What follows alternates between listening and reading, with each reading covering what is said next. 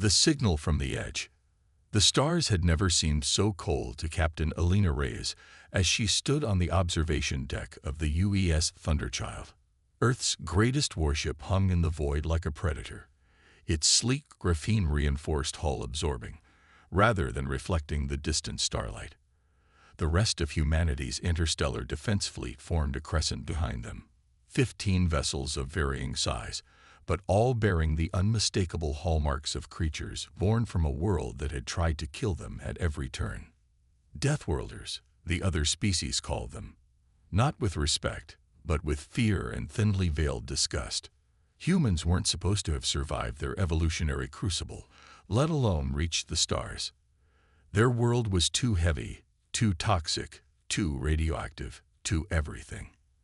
And yet here they were, stubbornly refusing extinction, carrying the legacy of Earth's brutal selection process in every cell of their bodies. "Captain, we're receiving the signal again." Lieutenant Park's voice pulled Reyes from her thoughts. "It's definitely coming from the Vexari outpost in the Ta City system." Reyes turned from the viewport, her dark eyes narrowing. "Play it." The holographic display flickered to life, showing only audio wavelengths. The message was simple and repeated in the standard Galactic common language. "This is Research Station Helios. We are under attack by unknown hostile entities. All nearby vessels, please respond." This message will repeat. 7th time in 2 days. Commander Ortega grumbled, running a hand over his closely cropped gray hair, and still radio silence from the Galactic Council. "They're afraid," Reyes said, moving to the command chair at the center of the bridge. "The Vexari aren't exactly beloved, but they're respected scientists. If something has them this scared, the Council told us explicitly not to respond." First Officer Catry reminded her, dark brows furrowed with concern. "Diplomatic protocol dictates." "I know what protocol dictates," Reyes interrupted. "I also know that nobody else is going to help them." She tapped the communication panel on her chair. "All ships, prepare for FTL jump to Ta City. We leave in 30 minutes. The bridge crew exchanged glances, but nobody protested. They all remembered the Proxima incident 15 years ago, when humanity had requested assistance against the radiation storms that threatened their first extrasolar colony. The Council had debated for weeks while colonists died. Never again, Earth had promised. Never again would humans ignore a call for help, even from aliens who viewed them with suspicion and fear. "You realize this could be interpreted as an act of aggression," Catry said quietly, leaning closer to Reyes so only she could hear. "Moving a battle fleet into Vexari space without permission. Maybe," Reyes admitted, "or maybe they'll finally realize that not all monsters hide in the dark." The Thunderchild dropped out of FTL at the edge of the Ta City system, the rest of the fleet emerging seconds later in perfect formation. Reyes had expected to find devastation, perhaps a battle in progress or the floating debris of destroyed ships. Instead, they found only silence and the distant gleam of the Vexari research station orbiting the system's 4th planet. "No signs of damage," reported Tactical Officer Chen, frowning at his display. "No debris fields, no radiation signatures indicating weapons discharge. The station appears fully operational." "Life signs?" Reyes asked. "Inconclusive at this range," replied Science Officer Nakamura. "But there's something strange about the energy readings.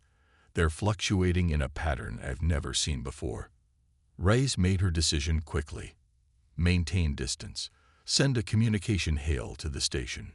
"No response, Captain," Communications Officer Rodriguez reported after a moment. "But the distress signal is still broadcasting on repeat." "This doesn't make sense," Ortega muttered. "Why send a distress call if you're not going to respond to potential help?" "Unless they can't respond," Reyes said grimly, "or something is preventing them." The command deck fell silent as the implications sank in. The Vexari were known for their advanced biotechnology and their reclusive nature. Their 8-limbed, crystalline bodies housed minds of remarkable intelligence, but they rarely interacted with other species, preferring to observe from a distance. For them to request help at all was unprecedented. Captain Nakamura's voice sharpened with alarm. I'm detecting unusual biological signatures spreading throughout the station. They don't match any known Vexari patterns. Ray stood, a chill running down her spine that had nothing to do with the ship's environmental controls. Quarantine protocols, all ships. No one boards that station without full hazard gear. She turned to her XO. Caftry, prepare a scout team. I want eyes inside that station. The scout ship approached the Vexari station cautiously, its sensors probing for any sign of danger. The massive structure gleamed with the organic crystalline architecture typical of Vexari construction. Beautiful, alien, and utterly silent. No response to hails, Captain, reported Lieutenant Hassan from the scout ship. But we found an operational docking port. Request permission to board. Granted, Rise replied over the secure channel. But maximum caution, Lieutenant. First sign of trouble, you pull out immediately. Understood. Rise watched through the scout team's helmet cameras as they made their way through the airlock and into the eerie silence of the station. The interior was bathed in the soft blue luminescence that the photosensitive Vexari preferred, creating strange shadows that seemed to move at the corners of vision. Environmental readings normal, Hassan reported. Life support functioning at optimal levels. But where is everyone? The answer came as they rounded a corner into what appeared to be a main laboratory. 3 Vexari bodies lay sprawled across the floor, their crystalline forms dulled and cracked. But more disturbing were the strange, pulsing growths that had erupted from their bodies. Dark, vein-like structures that spread across the floor and walls like some malevolent fungus. Captain, Hassan's voice was steady despite the horror before them. We found Vexari personnel, but they're changed. There's some kind of parasite or growth consuming their bodies. Before Rais could respond, one of the fallen Vexari jerked, its limbs twitching unnaturally. The scout team drew back in alarm as the creature slowly rose, movements jerky and wrong. The beautiful crystal formations that typically made up a Vexari's face had been overtaken by a pulsing mass of dark tissue, with only a few shards of their original form visible beneath. It's still alive, whispered one of the scouts in horror. The transformed Vexari tilted what remained of its head, as though studying them. Then it spoke, not with the musical tones of Vexari communication, but with a rasping, multi-layered voice that seemed to bypass the ears and resonate directly in the mind. You are not like the others, it said. You are different, stronger, more resistant. Hassan kept her weapon trained on the creature. What are you? What have you done to this station? We are ancient, the thing replied. We sleep between the stars, waiting for suitable vessels. The crystalline ones found us, brought us here to study. A mistake. The creature took a shambling step forward. But you smell of a world that burns and poisons and crushes. You smell of death and survival. Stay back, Hassan warned. The creature ignored her. Your biology interests us. The others were easy to convert, their systems offering no resistance. But you, it extended a limb, now more tendril than appendage. You might be worthy to join with us, willingly. Captain, Hassan said tensely, requesting immediate extraction and quarantine protocols. Granted, Rise replied instantly. All teams fall back to the extraction point. Prepare for emergency departure. The transformed Vexari suddenly lunged forward with unexpected speed, seizing one of the scouts before they could react. The scout screamed as dark tendrils began to spread from the creature's touch, trying to penetrate the environmental suit. Hassan fired without hesitation, her plasma rifle burning through the creature's mass. It shrieked, a sound that vibrated through the station's very structure, and fell back, releasing the scout. Move, Hassan shouted, hauling the affected scout to their feet. Back to the ship now. As they retreated, alarms began to sound throughout the station. Doors slammed shut automatically, forcing the team to find alternate routes. Behind them, More of the transformed Vexari emerged from laboratories and living quarters, moving with increasing coordination and purpose. The station's systems are activating emergency protocols, reported the scout ship's pilot. Something's attempting to override the docking clamps. I can't hold much longer. The team burst through the final corridor, the affected scout being half-carried between two others. Behind them, the transformed Vexari were gathering in growing numbers, their movements becoming swifter, more predatory. "Get that door sealed," Hassan ordered as they piled into the airlock. The heavy blast doors slid closed just as the first of the creatures reached them, severing a grasping tendril that continued to writhe and pulse on the floor of the airlock. "We're clear of the station, Captain," Hassan reported minutes later, her voice tight with controlled fear. But Specialist Torres was touched by one of those things. The suit prevented direct contact, but there's some kind of reaction occurring in the material. "Quarantine procedures in effect," Reyes ordered. "Return to the Thunderchild.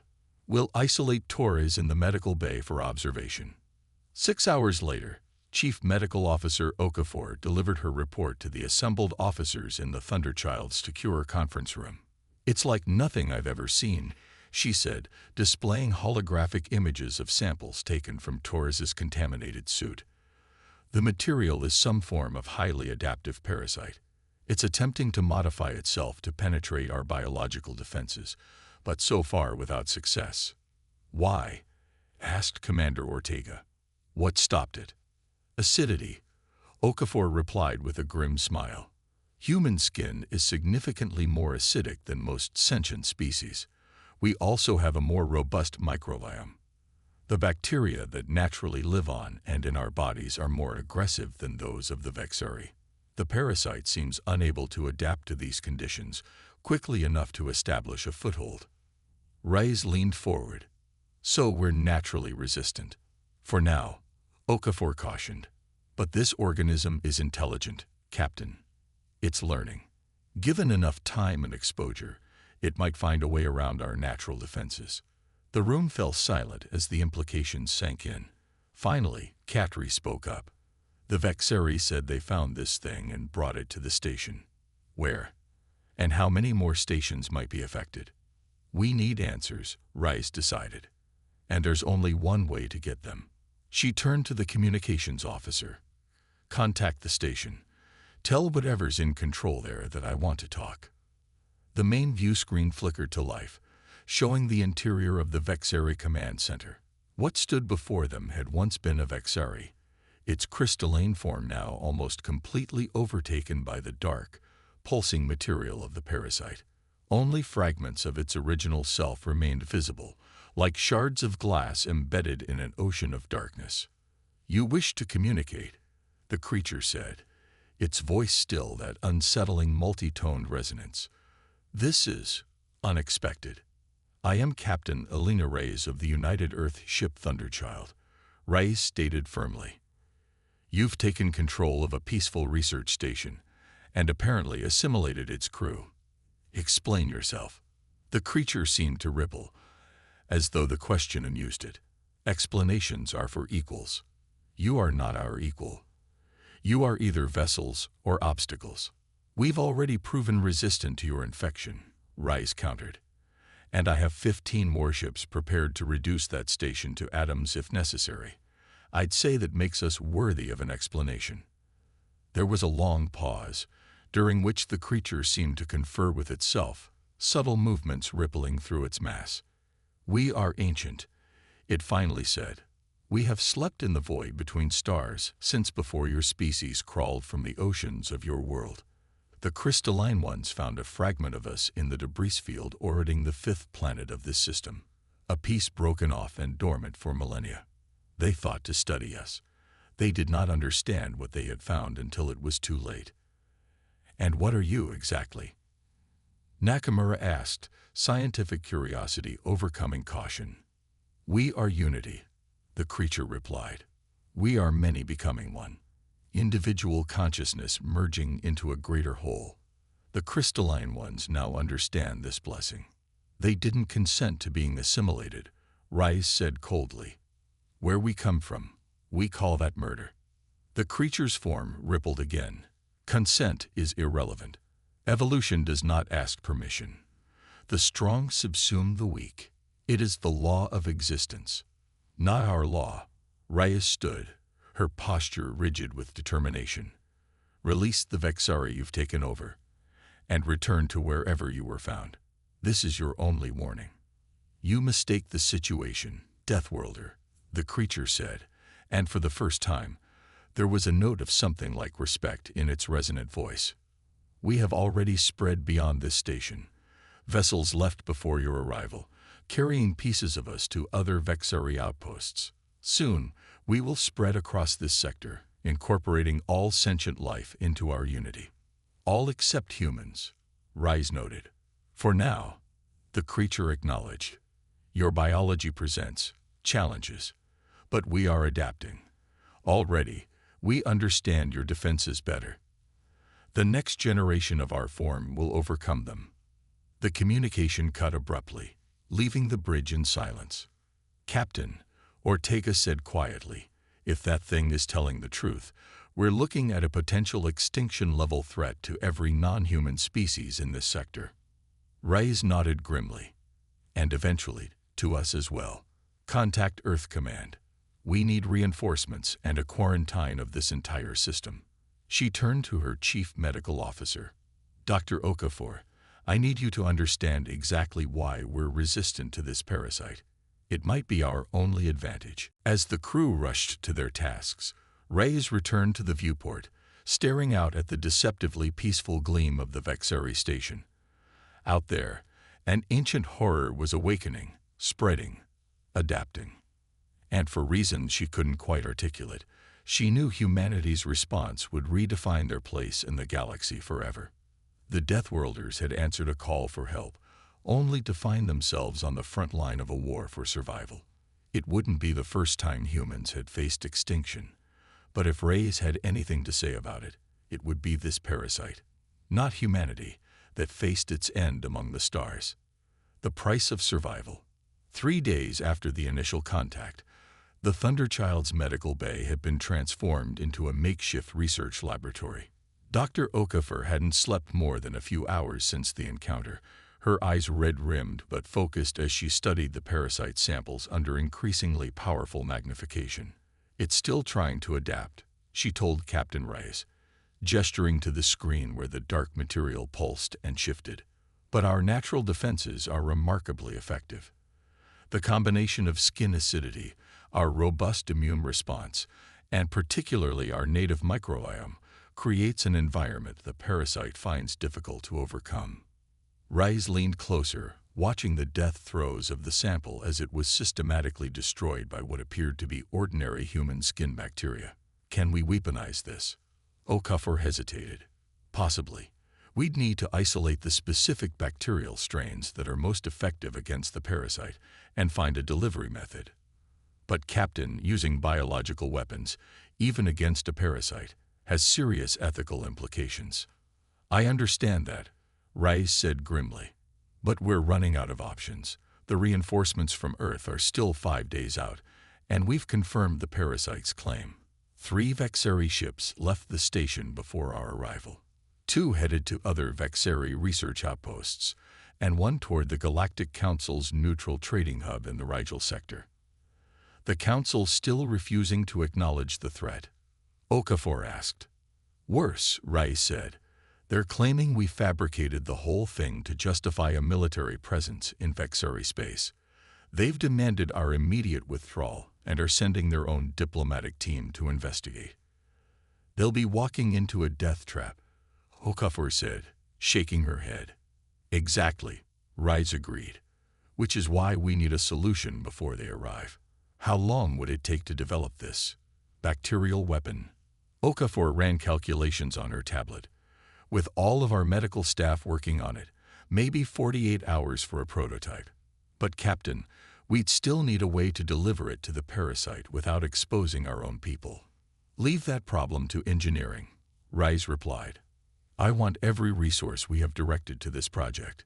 If this thing spreads beyond this system, the entire galactic community could fall. As if to punctuate her words, the ship's alarm suddenly blared. "Captain, to the bridge," Commander Ortega's voice announced over the intercom.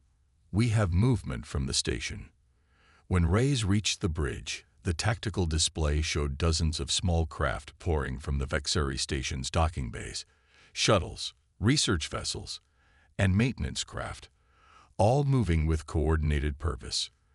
"They're on an intercept course," Chen reported from the tactical station. "No weapons fire yet, but they're not responding to warnings to maintain distance." "They're kamikazes," Chatri said quietly. "They're going to try to board us by force." Rice didn't hesitate. "All ships, defensive formation Delta, target engines and navigation systems only. I want those craft disabled, not destroyed if possible." She turned to Rodriguez at communications. "Any response from the station?" "Yes, Captain," Rodriguez replied, looking troubled. "Audio only." "Let's hear it." The bridge speakers crackled with that same resonant, multi-layered voice they had heard before, but now it sounded almost eager. "Your resistance has provided valuable data, Deathworlders. Your biology adapts. So do we. Today we will taste your flesh directly, not through barriers of metal and polymer. Today we become stronger." "They've been analyzing our defensives this whole time," Ortega realized. "Those 3 days of silence. They were planning this." "All personnel, prepare for potential boarding actions," Reyes ordered over the ship-wide channel. "Hazard teams to emergency stations." This is not a drill. The first wave of Vexeri craft slammed against the Thunderchild's outer hull, magnetic grapples engaging to secure them in place. Others targeted the smaller human vessels, latching onto vulnerable points where they could breach the hulls. "Hull breach detected on Deck C," reported Security Chief Dias. "Emergency bulkheads engage." "We have boarders, Captain." "Security teams respond," Reyes ordered. "Full hazard protocols. No direct contact with the parasite under any circumstances." On the tactical display, she could see similar scenarios playing out across the fleet. The parasite was launching a coordinated assault on multiple ships simultaneously, clearly hoping to overwhelm their defenses through sheer numbers. "Captain," Rodriguez called out, "we're receiving a transmission from the planet's surface. It's a Vexeri signal, but not coming from the station." "Put it through," Reyes ordered, surprised. The view screen flickered to life, showing a Vexeri. A true Vexeri, its crystalline form unsullied by the dark parasite. It appeared to be in some kind of underground bunker, illumination low and unsteady. "Human vessel." The Vexeri's translated voice came through with static interference. "This is Senior Researcher Terex of the Helios Scientific Cooperative. We require immediate assistance." "We're a little busy at the moment," Reyes replied, gesturing to the tactical display showing the ongoing boarding attempts. "The entity is diverting its resources to attack your fleet," Terex replied urgently. "This gives us a narrow window of opportunity. A small number of us escaped infection when we realized what was happening. We have been hiding beneath the surface of the 4th planet, but our refuge has been discovered. We have information critical to fighting the entity, but we need extraction immediately." Reyes exchanged glances with Catri. A rescue mission in the middle of a battle was risky at best, suicidal at worst.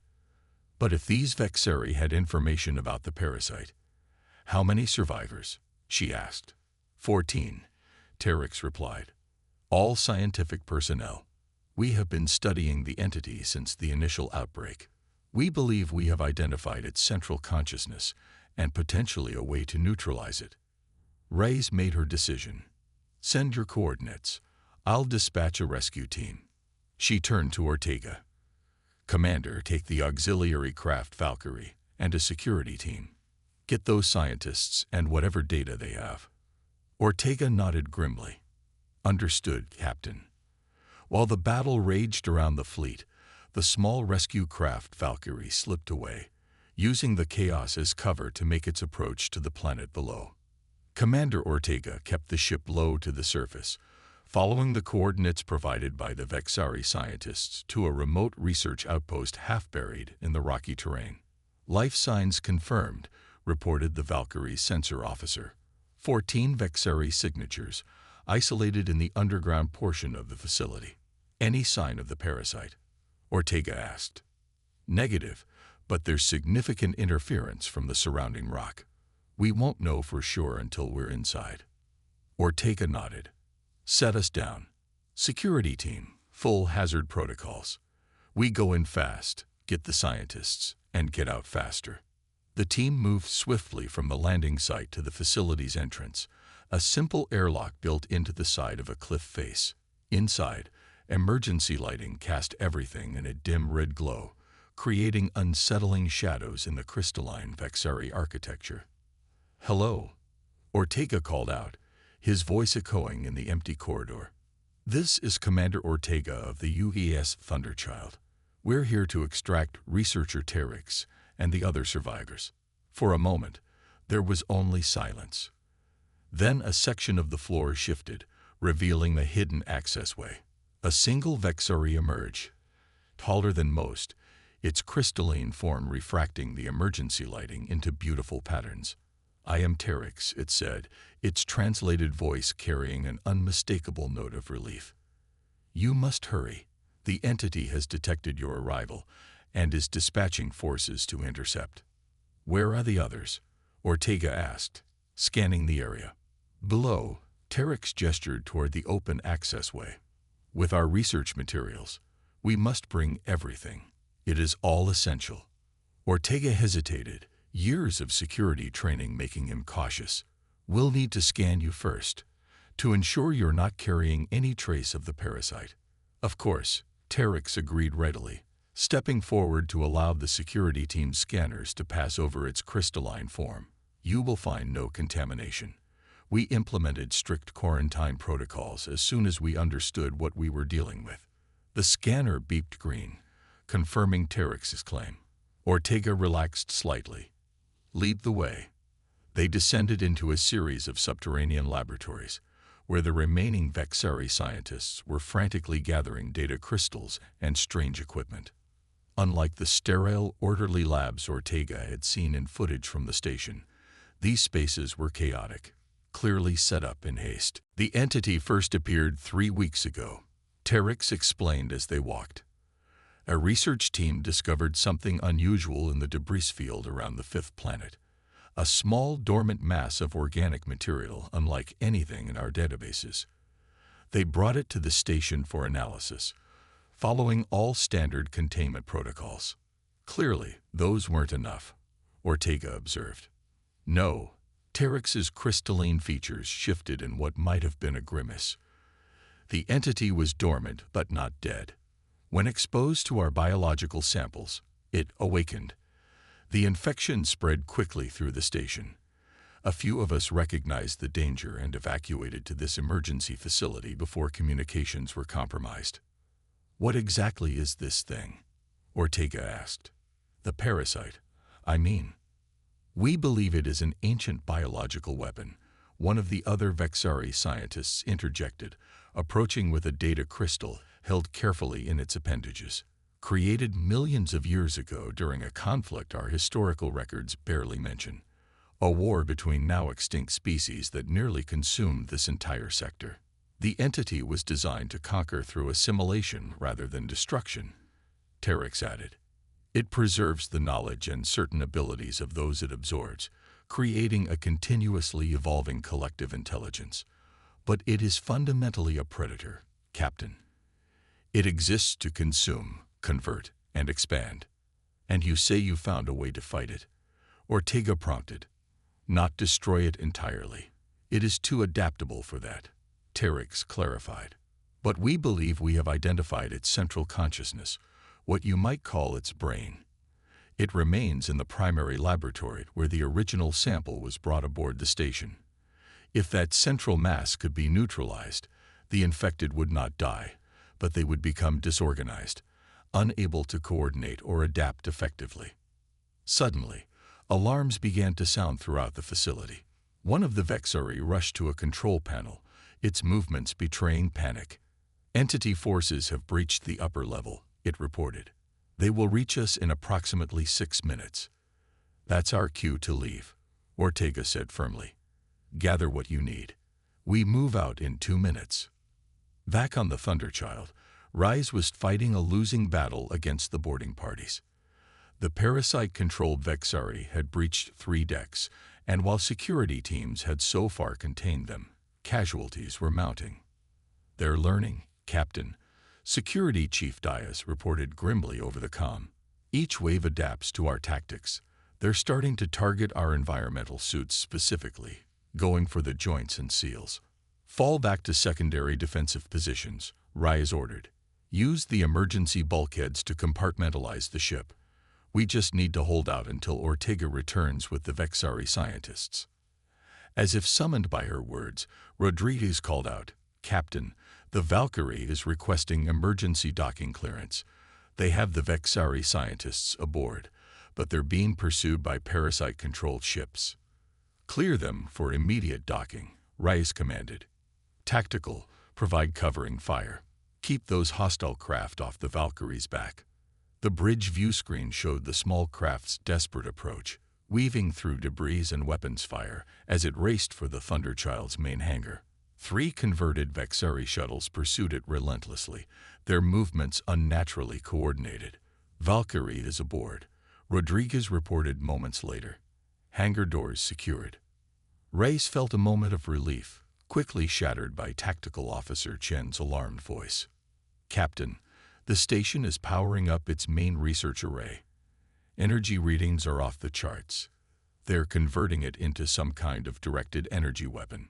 Evasive maneuvers, Rise ordered immediately. All ships, break formation and...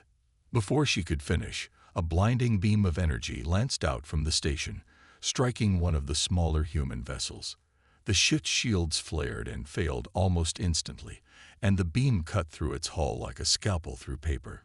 Secondary explosions bloomed from within as the crippled vessel began to drift. Direct hit to the Defiant, Chen reported, his voice tight. They've lost power and life support is failing. Reading multiple hull breaches. Dispatch rescue shuttles, Rise ordered. Get those people out of there before. Again, she was interrupted, this time by the sight of parasite-controlled Vexari ships converging on the stricken Defiant. They latched onto the hull like parasites themselves, preaching the already damaged structure to pour inside. It's too late, Chatri said quietly. They'll be overrun in minutes. Rise clenched her jaw, fighting back the surge of helpless rage. Maintain position. We need to hear what the Vexari scientists have to say. She tapped her comm. Commander Ortega, bring our guests to the secure conference room immediately. Terex and 2 other senior Vexari researchers stood before the gathered human officers, their crystalline forms seeming somehow diminished under the harsh lighting of the conference room. Behind them, data displays showed the continuing battle outside, a battle the humans were gradually losing as the parasite adapted to their tactics and technologies. The entity is a collective consciousness, Terex explained, manipulating a holographic display to show the internal structure of the parasite. But it still requires a central coordinating mass, what you might call its brain. This core remains in the primary laboratory of the station, where the original sample was first awakened. If we can destroy this core, Ortega asked, will it kill all the infected Vexari? No, one of the other scientists responded. The infected will survive, but they will become disorganized, unable to coordinate or adapt effectively. Think of it as severing the head from a body. The limbs may twitch, but they cannot function with purpose. How do we get to this core? Rise asked. The station is heavily defended, and our forces are already stretched thin dealing with boarding parties. There is a maintenance access shaft that leads directly to the primary laboratory, Terex replied, displaying a schematic of the station. It is too small for regular movement of personnel, so the entity may not have it heavily guarded. A small team could potentially reach the core this way. And once there, Katri pressed. How do we destroy something that can adapt to almost any attack? This is where your unique biology becomes key, Tarek said, turning to Dr. Okafor. Your people possess natural defenses that the entity struggles to overcome. We believe a concentrated dose of the bacteria that naturally occur on human skin, delivered directly to the core, would overwhelm it before it could adapt. Okafor frowned thoughtfully. We've been working on something similar, a weaponized version of our natural microbiome. It's not fully tested, but we don't have time for testing, Rice said firmly. If this can end the threat, we need to try it. She looked around the table. I need volunteers for a strike team. This will be extremely dangerous, with minimal chance of extraction. I'll go, Ortega said immediately. So will I, added Security Chief Dias. One by one, others volunteered until Reyes had a team of 6, the maximum that could move efficiently through the maintenance shafts, according to Terek's information. Dr. Okafor, how quickly can you prepare this bacterial weapon? Reyes asked. With the Vexeri's assistance, maybe 2 hours, the doctor replied. But Captain, whoever delivers this will need to be in direct physical contact with the entity's core. Even in a hazard suit, there's a significant risk of infection. Understood, Rice said grimly. Make it happen. The small assault craft approached the Vexeri station from below, using the planet's magnetic field to mask its energy signature. Inside, Commander Ortega and his 5 volunteers checked their equipment one final time. Each carried what Dr. Okafor had dubbed biological grenades, pressurized canisters containing concentrated cultures of human skin bacteria, specifically selected for their effectiveness against the parasite. Their environmental suits had been modified with additional layers of protection, but everyone on the team understood the risk. Direct contact with the parasite meant almost certain infection. Approaching maintenance airlock, reported their pilot. No sign of detection yet. Remember, Ortega said to his team, speed is our only advantage. Once we're inside, the entity will know we're there. We move fast, stay together, and complete the mission at all costs. The airlock cycled open silently, revealing a narrow utility corridor bathed in the same eerie blue light that illuminated the rest of the station. The team moved in quickly, sealing the airlock behind them. According to Terek's schematics, we need to follow this passage for 200 meters, then access a vertical shaft that will take us up 3 levels to the main laboratory section. Ortega said, checking the holographic map projected inside his helmet. Activate suit diagnostics and communication protocols. Report any changes immediately. They moved through the corridor in tense silence, each step taking them deeper into enemy territory. The station felt unnaturally quiet. No ambient sounds of machinery or life support systems, just the soft thud of their boots on the metal flooring. I don't like this, Lieutenant Hassan whispered over the comm. Where are all the infected? Perhaps they're focused on the battle outside, Specialist Guzman suggested. Or maybe they don't know about these maintenance passages. Don't count on it, Ortega warned. Stay alert. They'd reached the vertical shaft without incident, but as they began to climb the access ladder, the first signs of trouble appeared. Dark, vein-like tendrils had begun to grow along the walls, pulsing faintly with the same red energy they had seen in the infected Vexeri.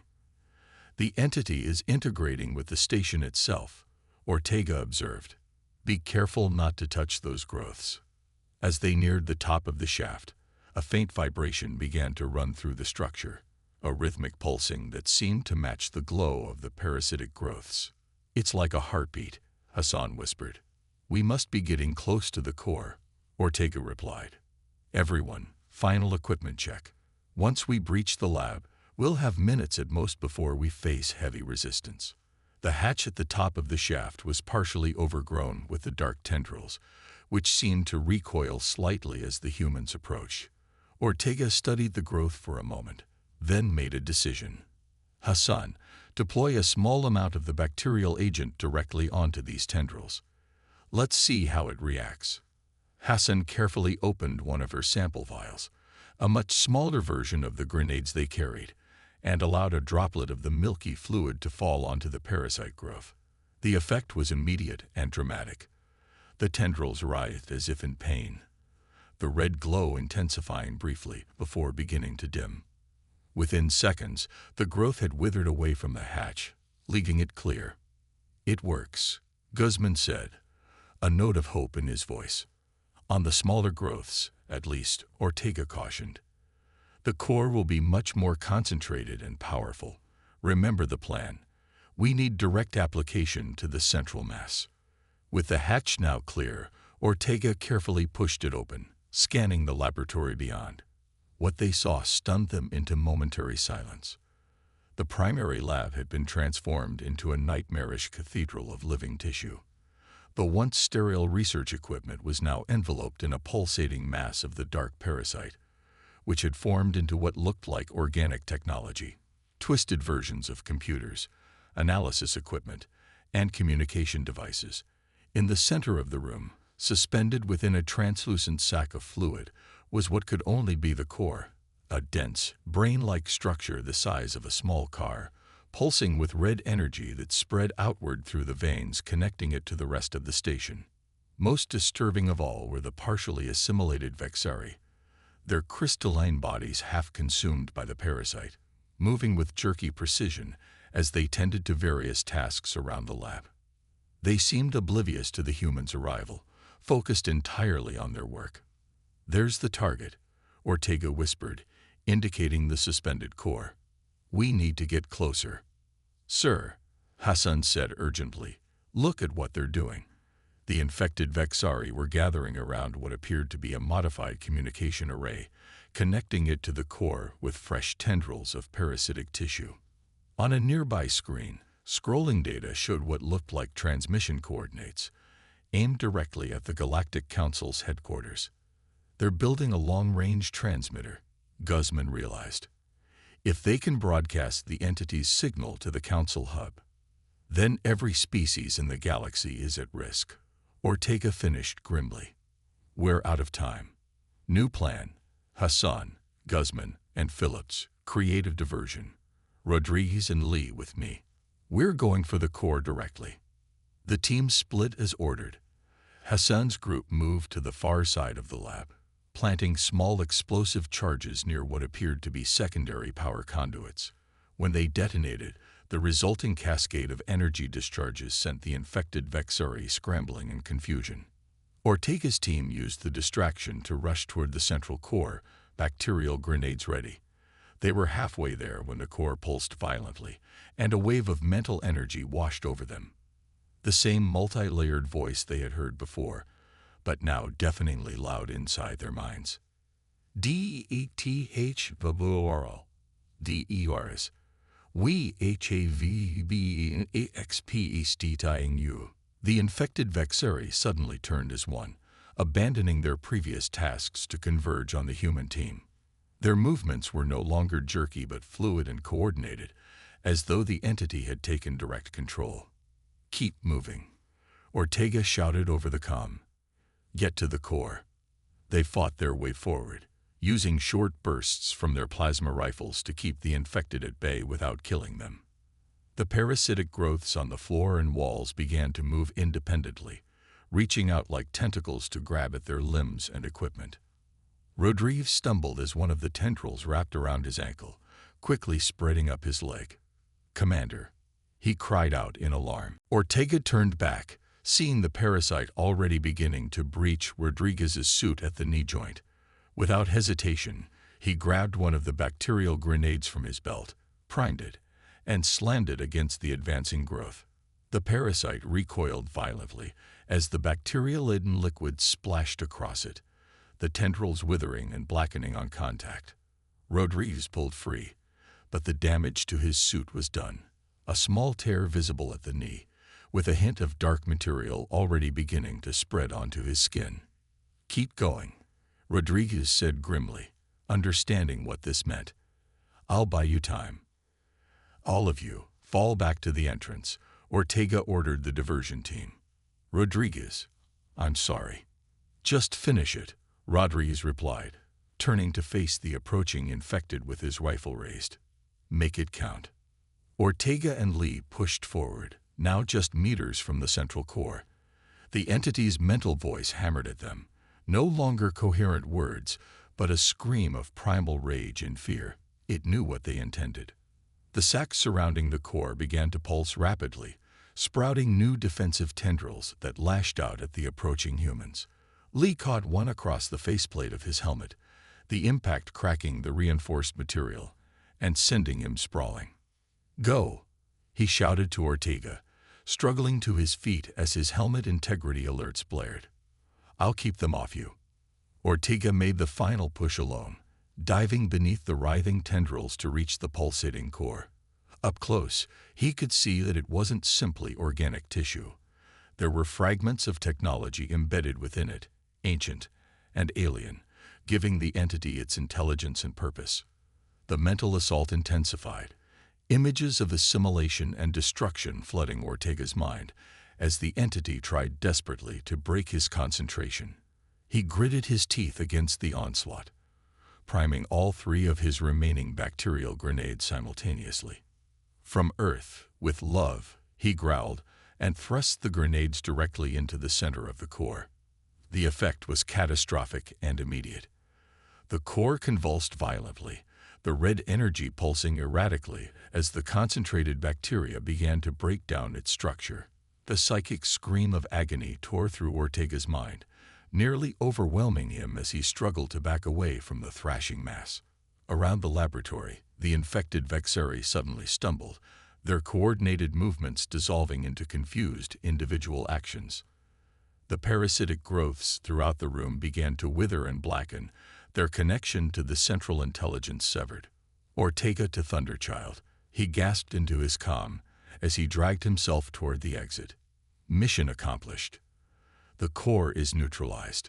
Captain Rice stood on the observation deck of the Thunderchild, watching as shuttle after shuttle departed from the station, carrying rescued Vexori, those who had survived the infection and were now free from the entity's control. Their movements were still awkward, their crystalline forms permanently altered by the parasite's changes, but they were individuals again, no longer parts of a collective intelligence bent on galactic conquest. "The quarantine fleet from Earth has arrived," First Officer Catry reported, joining her at the viewport. "They're establishing a perimeter around the system. Nothing gets in or out without thorough decontamination." "And the council representatives?" Rise asked. "They finally acknowledged the threat," Catry said with a hint of satisfaction. "After seeing our data and speaking with the recovered Vexeri, they've authorized a galaxy-wide alert. Search teams are being dispatched to track down the ships that escaped before we arrived." "And the entity itself?" "Dr. Okafor believes the central intelligence has been destroyed, but she's not taking chances. The bacteria continue to break down the parasitic tissue throughout the station. In time, it should be eradicated completely." Reyes nodded, her gaze shifting to another part of the medical bay visible through an isolation window.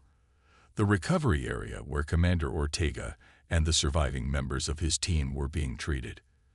Despite their environmental suits, all had suffered some degree of exposure to the parasite. Their future remained uncertain. "The Council has requested a formal meeting," Chaftry continued. "They want to discuss humanity's role in galactic security going forward." "I bet they do," Rice said with a grim smile. "After years of treating us like dangerous primitives, suddenly our Deathworlder biology makes us valuable." "It wasn't just our biology that made the difference," Chaftry pointed out. "It was our willingness to help when no one else would. The Vexari aren't the only ones seeing humans in a new light." A medical officer approached, handing Rice a tablet with updated reports. She scanned it quickly, her expression softening with relief. "Ortega's showing improvement," she said.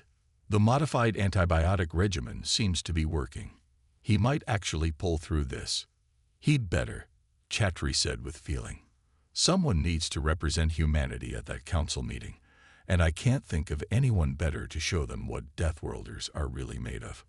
Rice looked out at the stars beyond the viewports, thinking of Earth, the harsh, beautiful world that had forged humanity through millions of years of evolution, creating a species that could survive where others could not.